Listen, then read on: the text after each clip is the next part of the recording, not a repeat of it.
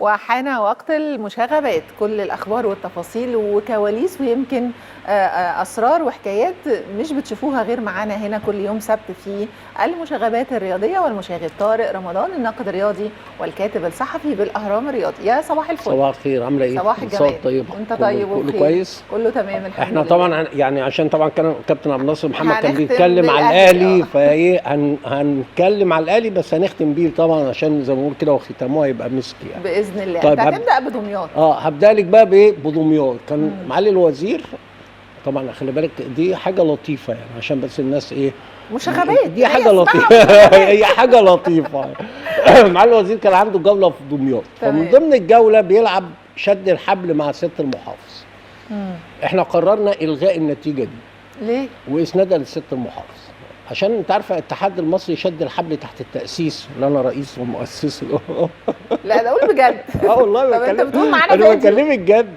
احنا عاملين كده فكره اللي هي شد الحبل ده في الكورول المصري، رياضه مصريه من زمان وهيبقى له اتحاد. لا قواعد. احنا عاملين طبعا اتحاد نوعي اسمه الاتحاد المصري شد الحبل، وانت هتبقى عضو مجلس اداره فيه انت والمهندس طلال عبد اللطيف، عشان سياده الوزير يرضى يشهره. مش راضي لغايه دلوقتي. لا يا راجل. والله لينا قواعد وحفلات. بكلمك جد، شوفي انت. اوكي بس ده اتحاد هيبقى جامد جدا. هقول لك بقى، احنا اللعبه من اصلها فولكلوري لها قواعد. القواعد دي تم مخالفتها في هذه المباراه، وانت عارفه الماده 3 من اللائحه بتاعتنا ان شاء الله. ده القيادات كلها بتشد الحبل. ده ارجع تاني. ايوه وقف لنا اللقطه بقى كده، والنبي وقف لنا اللقطه كده. هو مين معانا يعني المخرجين؟ معانا شيماء ومعانا عماد عبد المنصف. يا استاذ عماد، يا استاذ شيماء، معانا عليان يا طبعا. استاذه شيماء، ممكن نوقف بس اللقطه عشان نعرف القواعد المخالفه، عشان هنحسب النتيجه لسياده المحافظ. اصل هو ايوه بس اولا بصي بقى، سياده المحافظ الدكتور ايمن الشهابي واقف وقفه صحيحه، والفريق بتاعه كله وراه، لان ده لاعب رئيسي والفريق وراه. اللي في النص ده اللي لابس ازرق، اللي هو في النص ده اللي بيشد، ده اللي هو كان بيتاكد من الحبل والعلامه اللي هي الحكم هيصفر عليها. المفروض ان هو ما يتدخلش في اللعبه. وسياده الوزير استعان بقى بالحرس، بص عدد اللاعبين اللي قدام سياده الوزير، وسائل مساعده. لا ما ينفعش. يعني سياده المحافظ ما عندوش واحد بيساعده، كل اللعيبه وراه. بصي كام واحد بيشد قدام الوزير، خاصه الحرس. بصي انا عايزك تبصي على اللي واقف ده، وبصي بقى حتى الراجل اللي حاول يساعد سياده الوزير اللي هو واقف ده عطله. سياده المحافظ عطله. نشاط اجتماعي. ايوه نشاط اجتماعي، بس النتيجه تلغى تحتسب للدكتور ايمن الشهابي. سياده الوزير لقى مساعدات تاريخيه. يعني بكلمك جد. بصي انت متاكد من القرار ولا لا متاكد من القرار. لا الغاء. يجوز للوزير الطعن على القرار قدام لجنه التظلمات اللي عندنا، لكن ليه اللي هيرقصها المهندس طلال عبد اللطيف؟ عشان طبعا احنا يا جماعه دي مشاغبات يعني. ايوه لكن هي النتيجه تلغى طبعا، لان ما ينفعش المساعدات. اللاعب الرئيسي اللي هو سياده الوزير وسياده المحافظ لازم طب اللي واقف ماسك الحبل ده، انا عايز اعرف هو اتدخل ليه لسياده الوزير ما اتدخلش سياده المحافظ؟ بصي بيشد ازاي. ما انا بقول لك يعني بصي بيشد ازاي. طب انت اتدخلت الحارس، نشاط اجتماعي. ايوه الحارس ماشي، لكن تعاون. المهم الغاء النتيجه لصالح سياده المحافظ بس دكتور اكيد ايمن الزياره كانت مهمه ومفيده. يعني هو شاف بعض مراكز الشباب والانديه، وعمل جوله مهمه في دمياط. في لسه مراكز شباب عايزه تخلص الحقيقه، وعايز يبني صالات. وفي نادي دمياط طبعا. وشاف نادي دمياط، ويعني الحقيقه جوله بالنسبه له مفيده يعني. لكن اللقطات مديريه الشباب والرياضه اعتقد فيها تغيير. الدكتور محمد فوزي راح لها. عامل حراك وعامل حاله مختلفه. ما احنا قلنا هنا في مره الغربال الجديد يبقى ليه شده، المهم بعد كده تستمر الشده. ما انت عارفه لما تروحي مكان جديد بيبقى الشده بتاعتك جامده، بعد كده ايدك بتخف. المهم البصمات تكون واضحه، وانه هناك ما هو ده خاصه ان هو بيحظى بقى بدعم سياده الوزير ودعم كده سياده المحافظ. انت عارفه مديريات الشباب، والزياره دي طبعا اهم دليل على الدعم ده. مديريات الشباب بتبقى تابعه للمحافظين اكتر ما تابعه للوزاره، لانها كل المخصصات الماليه تبقى من المحافظ مش الوزاره. انا بالنسبه لي المهم التعاون، مش مهم لا ما هو لازم، المهم لازم يكون في تعاون بين كل الاطراف لصالح المواطن المصري. طالما سياده المحافظ راضي عن وكيل الوزاره، طالما هو قاعد سياده المحافظ غضب على وكيل الوزاره هيمشي من الاخر يعني. عشان كده احيانا وكلاء وزاره الشباب والرياضه بيبقى عايز يبقى دايما المحافظ راضي عنه مش الوزير. هو المهم طبعا مهم ان المحافظ يبقى راضي عنه، لكن المهم ان يبقى المواطن والاثار على الشباب. امال هي الرياضه معموله ليه؟ ومراكز الشباب معموله ليه؟ تسالي سؤال غريب قوي. المهم لا احنا بنتكلم في يا صح احنا يعني انا بشكر الدكتور سمير كرم وكيل وزاره الشباب بالمنوفيه. احنا كان في مشكله في مركز شباب اسمه سيد ابو شعر عشان الادويه. احنا عندنا ازمه في الادويات دي، ادوات مركز الشباب عشان جامده كده احنا جدا. بنطرح القضايا دي جامده جدا. ليه؟ لان كل عيله ماسكه مركز شباب مش عايزه حد يخش الا العيله بتاعتها. والاداره يعني بتحاول، والمديريه فالدكتور سمير في مركز شباب سيد ابو شعر يعني حل المشكله بتاع الادويات. لكن انا عايز اقول لك ان الشباب ما بيعملش الا حاجتين اتنين، ده اذا سمح له بغيرها او بيهم. يلعب كوره ويلعب كاراتيه بس، يعني لا انشطه ثقافيه ولا انشطه فنيه ولا انشطه مثلا ندوات دينيه للتوعيه ولا شعر ولا موسيقى ولا اي حاجه خالص من الحاجات دي. وتلاقي مركز شباب مكتبه رياضي فني ثقافي. طبعا مركز اشعاع للمجتمع في كل المجالات. ما في يعني احنا عندنا مثلا بنتكلم عشان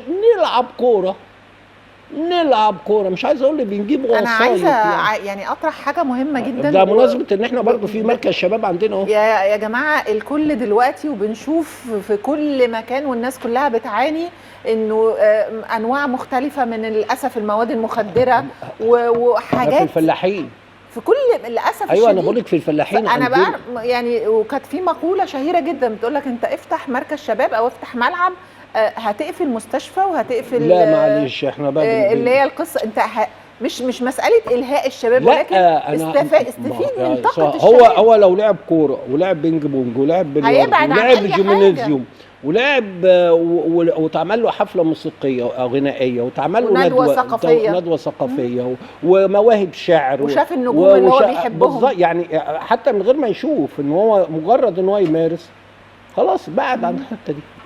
لكن بقول لك عشان نلعب كوره احنا بنجيب واسطه كوره نحجز بفلوس بنجيب واسطه يا جماعه ده ملف. لكن ما فيش حد ده ملف مهم انا بكلمك من واقع مراكز الشباب اللي انا عايشها مش في المنوفيه ولا جداً. لا ده في دمياط وفي الغربيه واعتقد اطلع لنا بالرساله اللي جايه. الكيان العظيم جدا اللي هو حياه كريمه، من اهم وسائل او مفردات الحياه الكريمه ممارسه الرياضه. حياه كريمه بتعمل لك المبنى وبتعمل له لك فخم جدا وبتقول لك اتفضلي استفيد بيه. ايوه اتفضلي استفيد. محدش بيستفيد.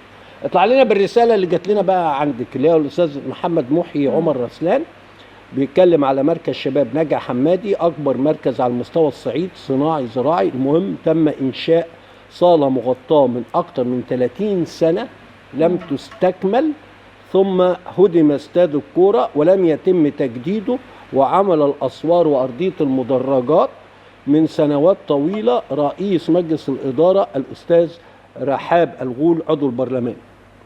ده اللي هو نجع حمادي في نجع حمادي. احنا قريناها الرساله وصلت يا رب يعني وعلى الشاشه اهي بس عشان ايه تبقى قدام الناس كلها. واحنا نجع حمادي محافظه هنشوف اجدع ناس. هنشوف الوزاره وهنشوف الاستاذ وسام فاروق مدير الشباب هيقول ايه، لان طبعا انت عارفه الدكتور سيد حسين ما بيردش الا على اصحابه بس، فبالتالي ما لناش علاقه بيه، لان هو دكتور سيد حسين عنده مجموعه كده هو دول اللي بيتحرك لها. هو الرساله دي المفترض تكون موجهه لمين؟ كده هتتوجه للاستاذ وسام فاروق وللدكتور عبد الله الباطش مساعد سياده الوزير. هم يتكلموا مع اداره نجع حمادي عشان يشوفوا التفاصيل ديت. ونتمنى طبعا المشاهد الكريم اللي بعت لنا الرساله انه لو في اي جديد حصل يبعت لنا. يعني احطها له بس تاني على الشاشه الاستاذ محمد محي عمر رسلان.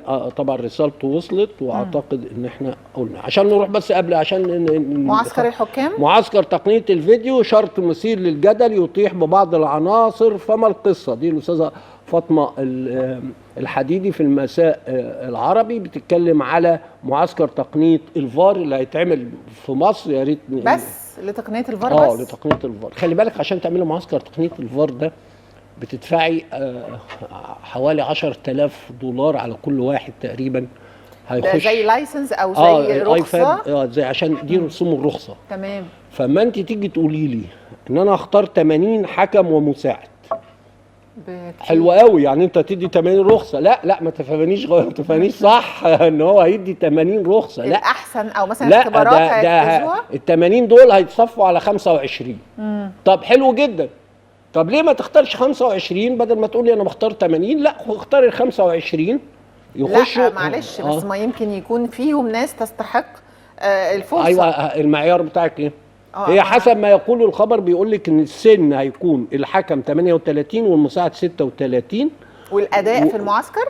مالناش دعوه بالاداء في المعسكر بقى، ده الفيفا هي اللي ايوه المعسكر ده هيخضع المفروض لفيفا، وانه يكون قضى 20 مباراه، خد حكم 20 مباراه. طب يا صاحبي مين ده؟ خلي بالك بقى، دول المحترفين والقسم الثاني والقسم الثاني، يعني المحترفين والقسم الثاني. فار في القسم الثاني؟ لا ما هم دول اللي هيتصعدوا يبقوا حكام فار.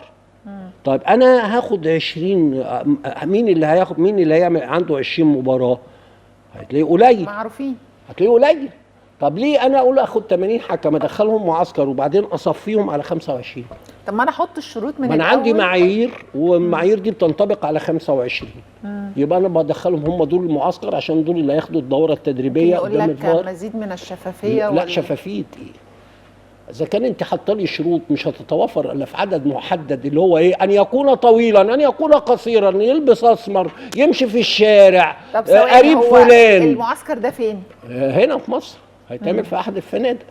يعني ال 80 هيدخلوا المعسكر؟ المفروض بقى ما عشان تعرفي ان وهيدفع ال 80 ال 10,000 دولار؟ لا لا طيب لا لا يعني هتدفعي ال 80 كل واحد 10,000 دولار؟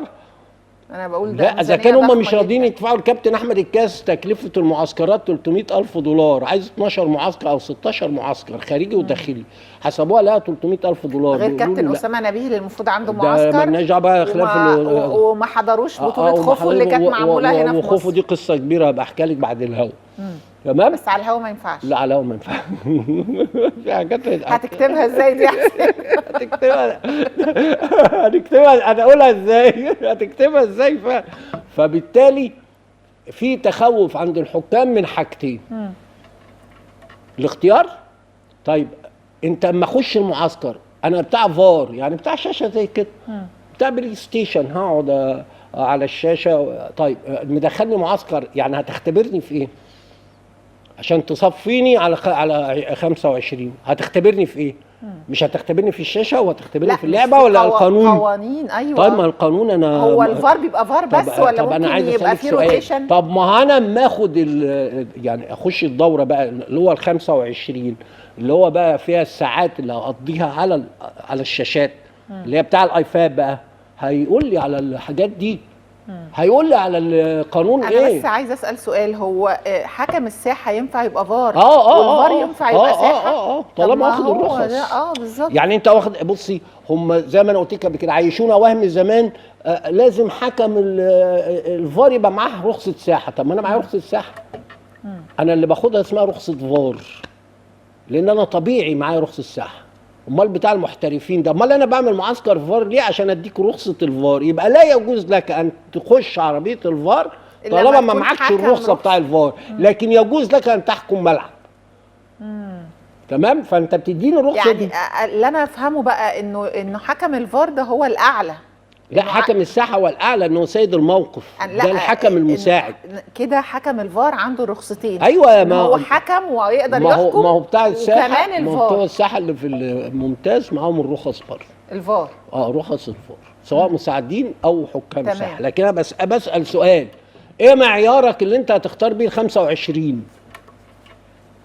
قدرتهم على الاختبار اللي هو محددوا الايفاب على الشاشات وقدرته، ولا مناطق؟ يعني انت هتختار دمياط، هتختار كفر الشيخ، هتختار اسكندريه، ولا انت هتختار الاسماء اللي هتجيلك، ولا هتختارها ازاي؟ ما هو في تخوف. انت بتقول لي 20 مباراه، طب لو شلت ال 20 مباراه سن 36 و 38، طيب ليه ما اختار 80 ما اخترتش 25 ولا؟ طب سؤال وممكن تجاوب او ما تجاوبش، هل ده التخوف ده من انه يكون في مجموعه بعينها هي ايوه، هي المفترض مجموعه، ايوه، ومختاره بالفعل. الله ينور عليك. ولسه في مفاجآت، وما يطلع الكشف هنجيبهولك. اسماء بصي، هو عراي محمد نجم في المسرحيه يعني اوصفوا لي شعره طويل، مواصفات اهي، انا مش حاطط لك مواصفات، لا يعني ناقص يقول اسمي اللي هو شفيق يا راجل. ايوه الله ينور عليكي. فبالتالي ايه، ما ينفعش ان انت تعمل معسكر وتقول لي 80 لا سنه 36 لا اصل 20. لا يا باشا، انت معسكر دخل فيه ال 25، ال 25 دول يبقى انت مختارهم طبقا بقى لتقارير فنيه. سيبك من التقارير برضو الفنيه دي بتاعتنا، يعني انا ممكن اديكي ممتاز ونجمه، وسيبك من فكره ان الكاف بيختار. الكاف ما بيختارش، الكاف عمره ما بيختار. انت اللي بترشح، بيقول لك رشحي لي، فانت اللي بترشحي، وهي اسماء محدده اللي بتروح ماتشات الكاف. وتمام زي كده ما كنا بنتناقش، انت ما بتجيب حكم اجنبي بتديله فلوس بالدولار، انت اما بتروح برضو بتاخد فلوس بالدولار، لكن هم محددين، انت مش محدد. فمعسكر الفار بتاع تقنيه الفار ده اللي هو بيحاولوا يقنعونا، اللي هو اتحاد الكره لم يستطيع الى الان ان يعرض الفيلم التسجيلي اللي عمله اوسكار، وعرضوا على الجمعيه العموميه اللي هي قعدت، اللي هم الانديه اللي قعدوا معاه، وقال لهم بصوا اوسكار عامل ايه، حاجه جامده اهو، بيطور لكم الحكام. ما عرضش الفيلم التسجيلي لغايه دلوقتي، وانا بطالبه ان انت تعرضه. اللي هو اوسكار لم حكام الجيزه كلها عشان يصور هذا الفيلم التسجيلي، كان بياخدهم الساعه 2 الظهر يعمل لهم تمرينات، لدرجه واحد اغمى عليه في رمضان وكان قصه وحكايه، عمل فيلم تسجيل وقال لك تطوير من الحكام بقى نروح بسرعه للمدربين. بص المدربين طلعوا لنا الرخص. ايوه بص يا ستي، المدربين اللي هو ايه بقى، المحاضرات، المدربين في الدورات التدريبيه. احنا عندنا في دورات تدريبيه قريب يعني دي مبعوثه هي 14/6 تقريبا او 12/6، مجلس في جلسته رقم 6 نطلع بالورقه بتاريخ 31/5 قرر الاتي: المحاضر في اسم الدورة دي بدل المحاضر 300 جنيه في الساعة شامل أسئلة الاختبارات. الدورة دي سي 300 جنيه في الساعة شامل أسئلة. الدورة بي 400 جنيه شامل في الساعة، خلي بالك في الساعة. تمام. الاي 400 جنيه ده للمحاضر اللي هيحط ايه الأسئلة. رخص المدربين في الدورات التدريبية: مصري يعمل في مصر 5000 جنيه للدي، 8000 جنيه للسي، ولا لا دي بقى في الدورة كلها؟ لا في الدورة. 15000 للبي، 40000 للايه، البرو ب 300000.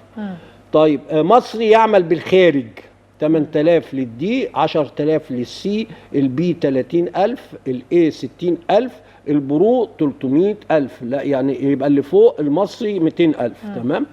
طيب غير المصريين الاجانب بقى، الاجانب $500 للدي، $1000 للسي، $1500 للبي، $2000 للاي، 10000 جنيه 10 دولار للبرو. طيب بتوع البرو يا استاذ سواء دول الناس الاليت، الناس اللي هم مرفعين، اللي مرتبه في الشهر 1,000,000 جنيه على الاقل، يعني ممكن يبقى 1,000,000 2 مليون 3 مليون، فما يدفع 200 و310 يعني 200 و300 خلينا في المصريين، ده بالنسبه له عادي. لكن الراجل بقى اللي في المحترفين اللي هو بياخد 2000 جنيه و5000 جنيه، لما تيجي تقولي له ادفع 8، طبعا هو مش هياخد البرو، سعر غالي جدا. وبعدين ما فيش اجانب هيجوا ياخدوا من عندنا يا استاذ صح، الاجانب بيروحوا المغرب او الامارات.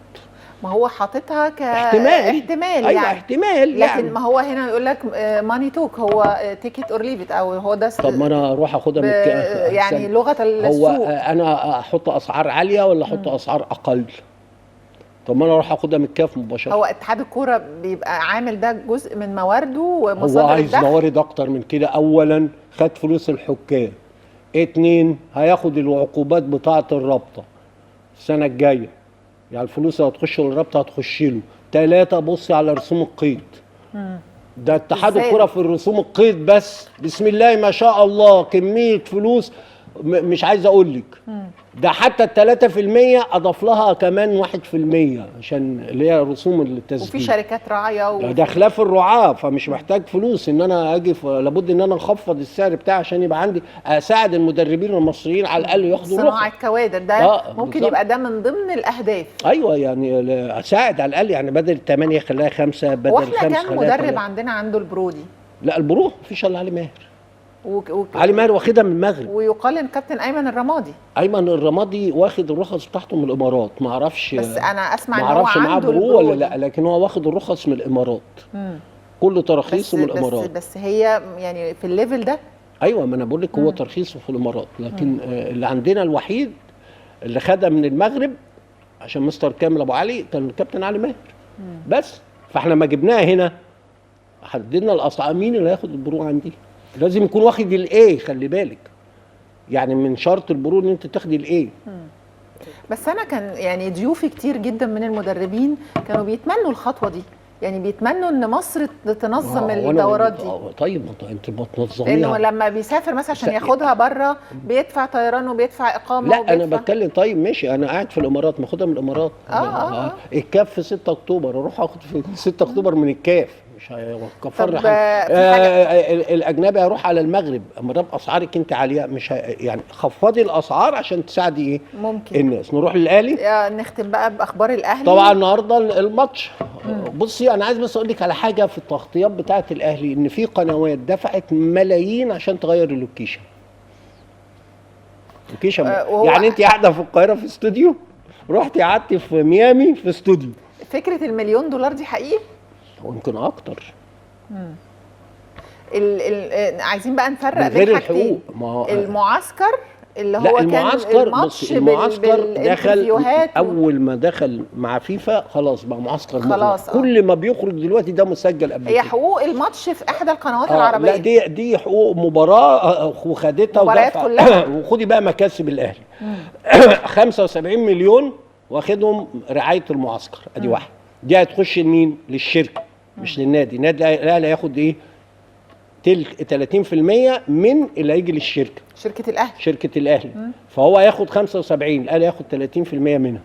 النجوم اللي طلعوا في الاعلان اللي هو زيزو، محمد الشناوي وعلي معلول وامام عاشور، المجموعه واشرف بن شرقي، المجموعه دي الاهلي واخد من كل لاعب التلت الاجر. يعني اذا كان واخد يعني هو اجمالا كده $1,300,000 من 5 لعيبه. 2 هو السنه اللي فاتت في ميزانيه السنه اللي فاتت، بس الحقيقه انا عايز اعرف لك بس معلومه هقولها لك الاسبوع الجاي. هل ميزانيه الاهلي بتبدا 1/7 ولا بتبدا 1 يناير؟ لان حسب لائحته. طبعا ده كل الكلام اللي انت بتقوله لانه في بعض الاصوات بتقول لو الاهلي بيجيب فلوسه. ايوه انا بكلمك بقى على المكاسب. هو في شهر واحد اولا 75 ادي $1,300,000 من اللعيبه اللي هو طلعوا ببرامج تلفزيونيه، حتى زيزو يعني خد منه التلت، ادي مبلغ. هو السنه اللي فاتت حط في ميزانيته نطلع انه جايب دخل من البرامج التلفزيونيه 7 مليون جنيه. وفيديوهات التقديم كمان على السوشيال ميديا دي كمان لسه دي خطوه ثانيه مع الشركه. لكن انا بتكلم ايه، هو حط في ميزانيته 7 مليون جنيه. خلي بالك النادي الاهلي الرقم ده ما بتلاقيش في ميزانيات انديه ثانيه. يعني البند ده اللي هو الظهور التلفزيوني ما بتلاقيش في ميزانيات انديه ثانيه لانه ما عندوش ظهور تلفزيوني. فالاهلي جايب 7 مليون السنه اللي فاتت. ال7 مليون دول جابوا من الشهر اللي فات ده اللي احنا فيه ده. ايه تاني من اخبار يعني معسكر الشهر ده؟ فبالتالي ده رقم 2. هو النادي الاهلي النهارده خوسيه زي ما هو قال انا بظهر في محفل عالمي، ماتش الافتتاح بين افتتاح بطوله طبعا كاس العالم. لازم ناخد بالنا من الحته دي. بين مين ومين؟ انتر ميامي الامريكي والاهلي المصري طبعا.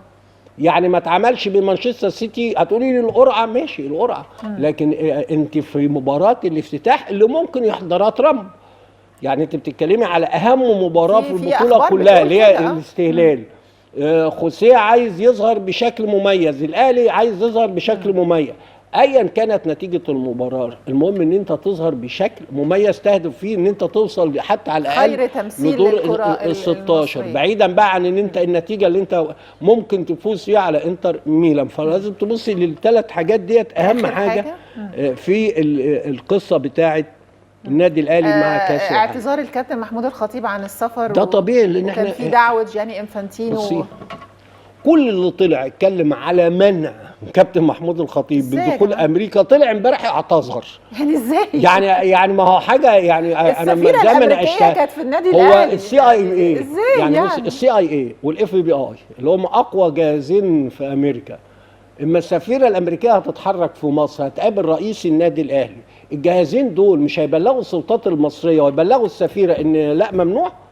بالطبع هيبلغوها، وبالتالي احنا نعرف. فبالتالي كل اللي طلع قال لك انا اشتكيت وممنوع اعتذر امبارح كابتن محمود الخطيب اللي منعه حالته الصحيه، لان فعلا 16 ساعه طيران مرهقه جدا، مرهقه جدا، وهو عنده اصابه في ظهره، وهو قال قبل كده 500 مره ان انا عندي اصابه وان انا برتاح. فالنهارده هو كان على فكره عايز يسافر، ما رضيوش الاطباء، فيبقى طبيعي بقى. يعني هو طبيعي في المحفل ده كان لابد ان هو يكون موجود، لكن ما يمنعوش زي ما بيقولوا عندنا كده في البلد قال الشديد القوي.